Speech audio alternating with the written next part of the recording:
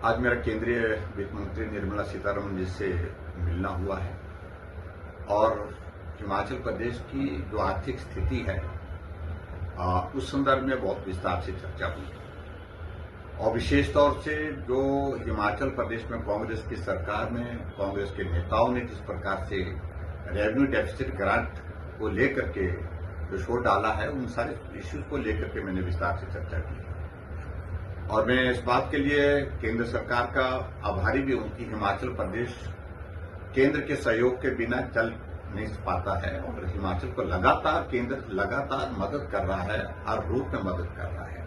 और अभी भी इसी महीने में लगभग 3,000 करोड़ रुपए हिमाचल प्रदेश को एक्सटर्नल प्रोजेक्ट के अंतर्गत, चाहे वो जायका का है, वर्ल्ड बैंक का है, स्वीकृत हुआ है।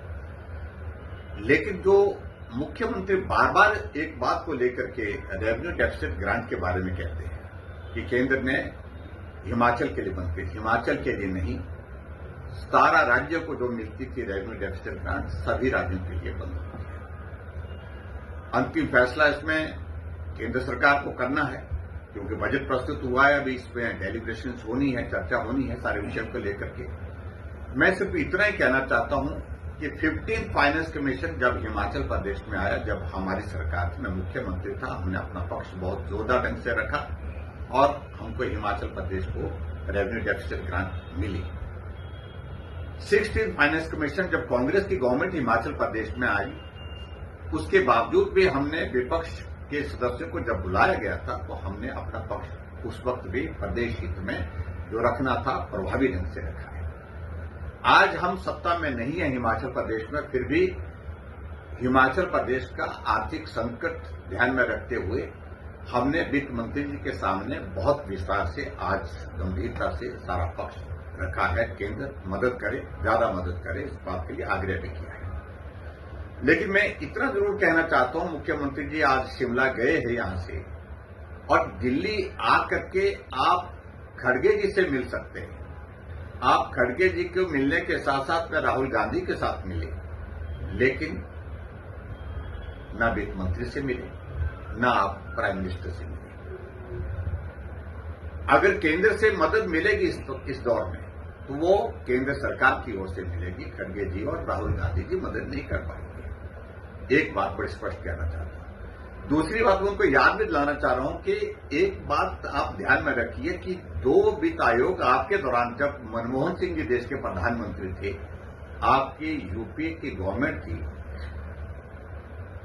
13 और 12th and 13th finance commission, उस वक्त हिमाचल प्रदेश में 2 फाइनेंस कमीशन के अंतर्गत मात्र 18,000 करोड़ रुपए मिला।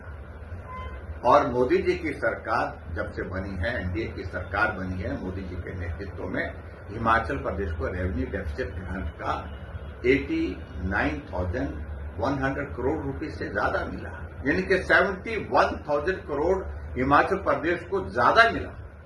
उसका धन्यवाद नहीं करते आप।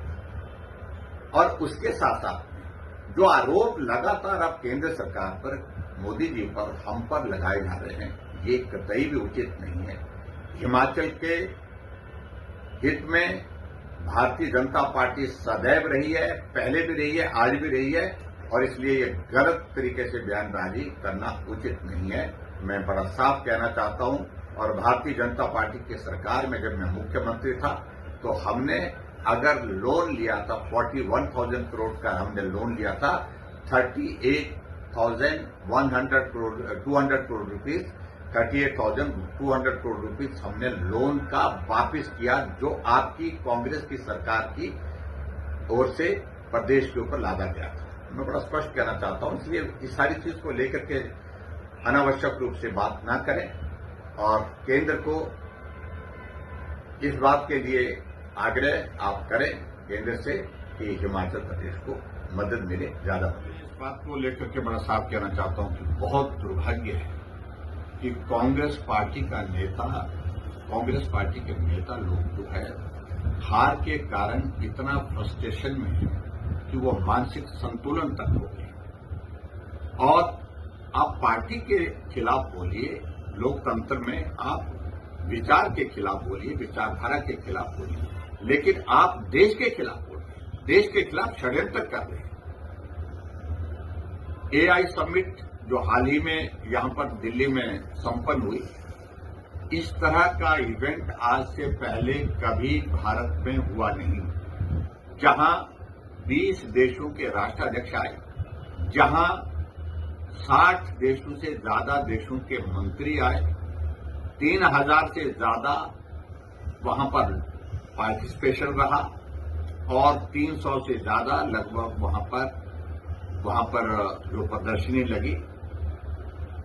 इन सारी बातों को ध्यान में रखते हुए भारत कहां पहुंच रहा है और ये इस प्रकार से यूथ कांग्रेस के नेताओं का नंगा नाच वहां पर इस प्रकार से करना, प्रदर्शन करना, पूरे देश के लिए मैं समझता हूं ये दुर्भाग्यपूर्ण स्थिति है। और मैं समझता हूं उसमें निश्चित रूप से उनके खिलाफ कार्रवाई होनी चाहिए, सख्त कार्रवाई होनी चाहिए। ये देश के खिलाफ एक तरह का विद्रोह का है।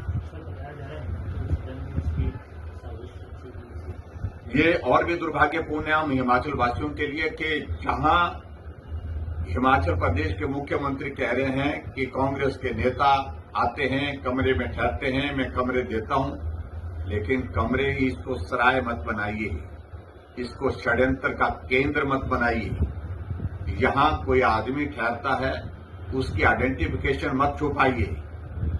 यहां साजिश की गई और साजिश में हिमाचल प्रदेश की सरकार का पूर्ण रूप से सहयोग रहा है।